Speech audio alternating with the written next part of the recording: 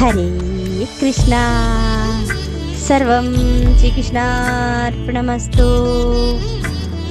നമ്മുടെ ഓർമ്മകളുടെ വേലിയേറ്റങ്ങളിൽ മനസ്സ് ഇടറുന്നുണ്ടോ? പഴയ ഓർമ്മകളും വേദനകളും ഒരു ഭാരമായി നിങ്ങളെ പുറകോട്ട് വലിക്കുന്നുണ്ടോ?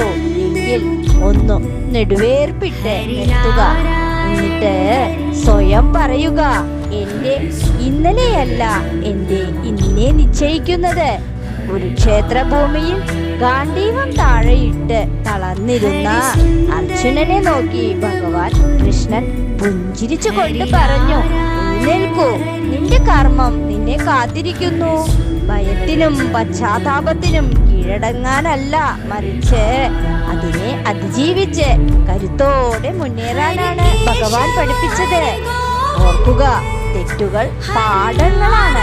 കടന്നുപോയ കാലത്തെ പിഴവുകൾ നിങ്ങളെ മോശക്കാരനാക്കുന്നില്ല, മറിച്ച് കൂടുതൽ ജ്ഞാനിയാക്കുകയാണ് ചെയ്യുന്നത്. ഭാരം ഭഗവാന് വിട്ടുകൊടുക്കുക.